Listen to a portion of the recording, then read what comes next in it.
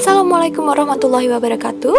Di sini saya dari kelompok 1 ingin menjelaskan tentang gambaran psikologi komunitas. Perkenalkan terlebih dahulu, nama saya Elisa Aprilia dengan NIM 180 70 160 26. Di sini yang pertama akan saya jelaskan adalah tentang sejarah psikologi komunitas itu sendiri.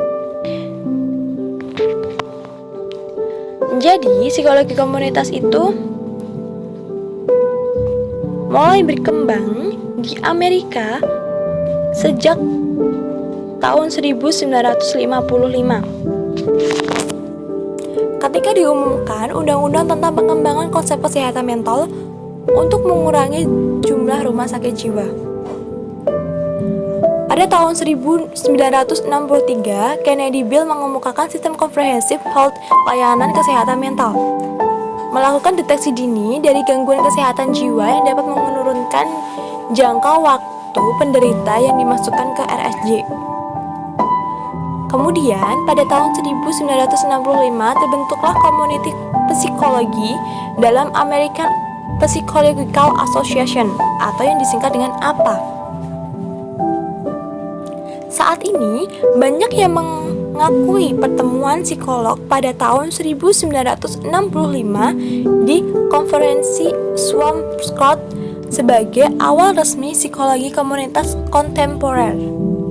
Pada pertemuan ini, mereka yang hadir menyimpulkan bahwa psikologi perlu mengambil fokus yang lebih besar pada perubahan komunitas dan sosial untuk mengatasi kesehatan mental dan kesejahteraan.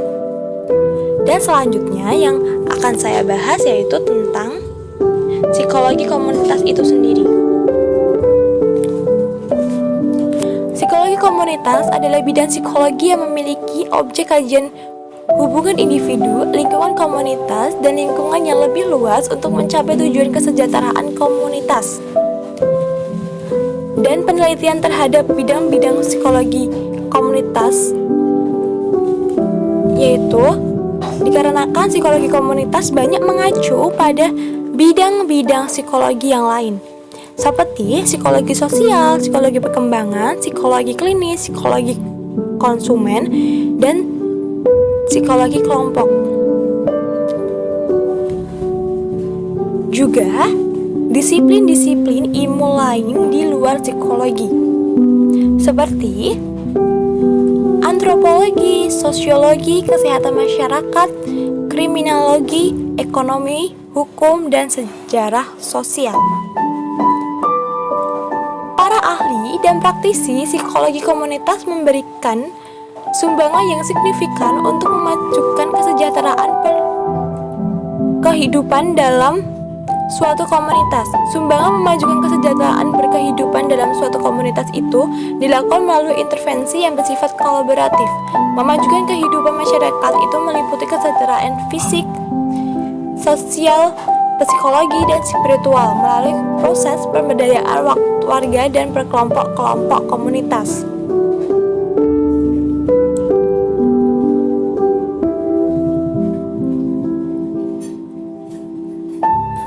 Untuk selanjutnya, ini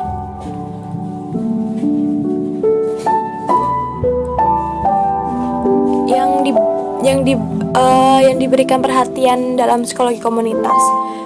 Di sini menurut ahli yang bernama Rappaport mengemukakan bahwa perspektif dari psikologi komunitas memberikan perhatian pada 3 hal utama, yakni pengembangan sumber daya individu, aktivitas, politik, dan yang ketiga yaitu ilmu pengetahuan.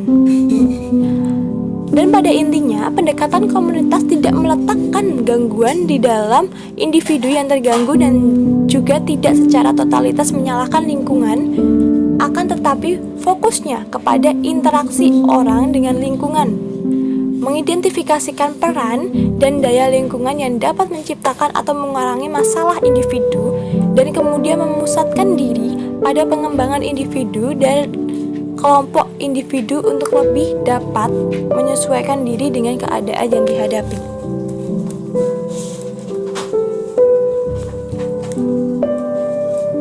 Selanjutnya, ada beberapa konsep yang sangat melekat pada pendekatan psikologi komunitas.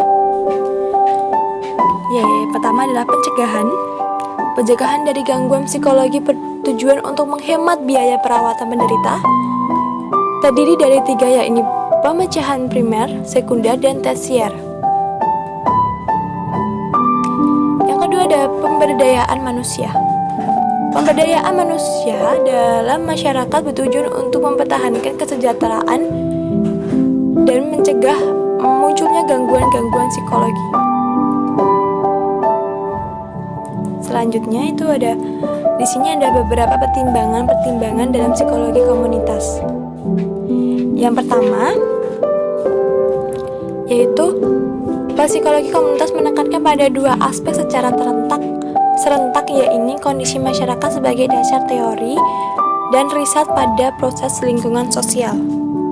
Yang kedua, memusatkan tidak hanya bertitik tolak pada kondisi psikologi individu, akan tetapi atas berbagai tingkatan analisa yang bergerak dari individu kemudian mengelompokkannya ke dalam organisasi dan akhirnya pada struktur yang terbesar, yaitu kelompok masyarakat secara utuh di mana individu berada.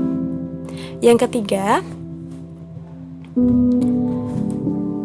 psikologi komunitas meliputi atau cakupan jangkauan luas berupa setting dan substansi dari suatu area atau daerah komunitas.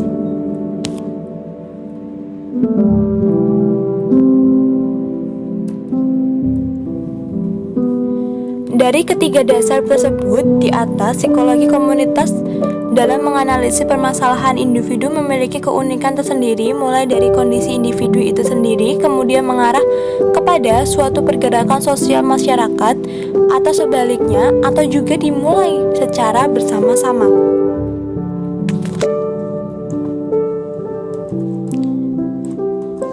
Pada dasarnya, psikologi komunitas orientasi kerjanya hampir sama dengan psikologi klinis dan kesehatan mental masyarakat dengan tujuan untuk mengenalkan kesejahteraan manusia. Tetapi, psikologi komunitas ini tidak hanya puas dengan kecenderungannya klinis, yang hanya menempatkan permasalahan kesehatan mental yang berfokus di dalam diri individu. Di dalam psikologi komunitas lebih melihat ancaman terhadap kesehatan mental dari lingkungannya sosial dan konflik ketidakcocokan antara individu dengan lingkungannya. Di sini, jadi psikologi komunitas itu lebih memusatkan perhatian pada kesehatan, bukan pada penyakit. Dan di sini psikologi komunitas itu lebih meningkatkan kemampuan individu dan komunitasnya. Jadi di sini dapat menjadi simbol dari psikologi komunitas dan ia membedakan dengan psikologi klinis dan kesehatan mental yang lebih berfokus pada perubahan individu.